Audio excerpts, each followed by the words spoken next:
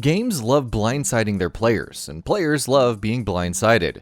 That moment when a game perfectly lays a simple but effective trap for you and you foolishly walk right into it, well, it can be really frustrating, but in a good, I'm glad this game is keeping me on my toes kind of way.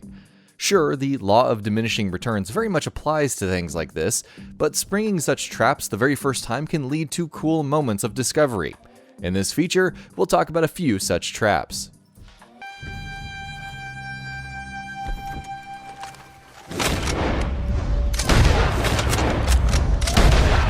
Mimic chests, Dark Souls. The poster boy of traps in video games that players keep falling for. Mimic chests are by no means the exclusive domain of Dark Souls, but From Software's RPG uses it better than most out there. Walking up to a chest with anticipation of what treasures it might hold, only for it to open its mouth wide and try to swallow you whole can be a terrifying feeling. And sure, the more you play, the less you fall for it and the more used to it you become, but those first few times are unforgettable. Gill Cave, Final Fantasy V. Final Fantasy V's Gill Cave is a great way to teach players that if something seems too good to be true, it probably is. A hidden path in the cave starts out as what seems like a dream come true, with you being handed free gil literally for just walking around, and those rewards grow as you move further and further. Walk too far in though, and you'll have to pay for your greed by having to fight against the Gill Turtle, an extremely deadly boss. Team Rocket HQ, Pokemon Gold and Silver. Team Rocket may not have been at the height of their powers in Pokemon Gold and Silver, but they were still a pretty big menace. Our conflict with them comes to a head in Mahogany Town, but the criminal organization has some neat tricks up its sleeve back at HQ. A particular section in the building sees you walking through a corridor and occasionally getting jumped by Team Rocket members hiding behind pillars.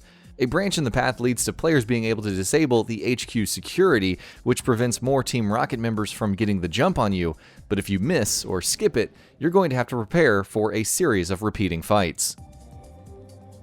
YIGA Clan Merchants, Breath of the Wild.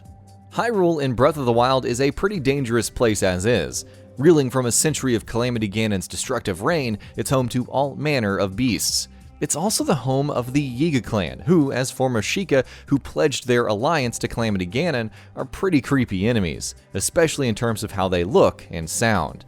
In fact, every so often, they will even disguise themselves as merchants traveling on the road in hopes of ambushing prey, and the moment you speak with them, they'll reveal their true form and attack you.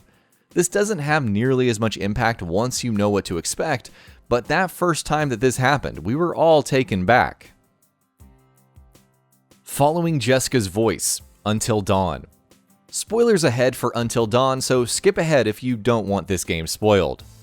Until Dawn comes up with countless terrifying, gruesome deaths for its cast of characters. One moment that can potentially lead to Ashley's death really stands out though. In the Northwest Mines, Ashley hears a voice that sounds like Jessica's, with players being given the choice to follow or not follow the voice. If you go with the former, you'll be met with an untimely and most horrific death, with Ashley discovering that the sound of the voice was actually a Wendigo.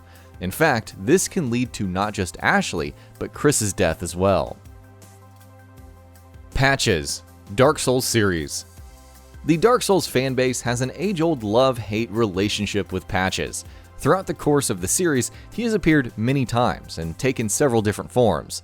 Every time, he tries to entice players with the promise of riches and treasure, but each time he tries to trick you, from attempting to kick you over the edge of a cliff to locking a gate behind you in hopes of looting your body once you're dead. That said, Patches' traps can still, at times, lead to hidden areas or loot, so they can actually work in your favor if you handle yourself well. Barnacles, Half-Life. As anyone who's played any of the Half-Life games will tell you, the enemies called barnacles are absolutely masters at trapping enemies that walk close by. They function as a good old-fashioned proximity trap on paper, but each game in the series ensures to make them progressively more formidable, not just in terms of what they can do, but also in terms of how smartly they react to players' actions. Poison Powder, Papers, Please. Papers, Please is a game that seems like a simplistic one at first glance, but the more you play it, the more you realize just how much there is to it. You might, for instance, embroil yourself in a plot to kill an assassin. How are you supposed to do that? Well, just sneakily apply poison powder on the assassin's documents and wait for it to do the work. The game does, of course, tell you not to touch the poison, which of course means that you can touch it if you want to. And what happens when curiosity gets the best of you and you do touch it? Well, you die. It's not like you weren't warned. Tripwires: The Last of Us Part 2. Spoilers ahead for The Last of Us Part 2. If you don't want the game spoiled, skip ahead to our next entry. When Ellie arrive in Seattle, they're under no illusions that their mission in the city is going to be an easy one, and pretty early on, they find formidable obstacles. One area, for instance, is completely booby-trapped with tripwires, a bit like Bill's town in the first game, actually. What's great is that many of these tripwires are genuinely hard to spot. You have to move forward slowly and carefully and pay attention to whether or not you're walking near a wire. If you're not paying attention, it's very likely that you'll get blown up at least a couple of times. Open World Ambushes: Red Dead Redemption 2. Red Dead Redemption 2's open world is a very dynamic one, where interactions with NPCs can come at unexpected moments in unexpected ways. Several times while you're peacefully riding across the game's beautiful landscapes, you can suddenly get ambushed by bandits or rival gang members. They might suddenly spring into view from the edges of a bridge, or make you stop your horse by asking you for help, only to pull you down and try stealing your horse.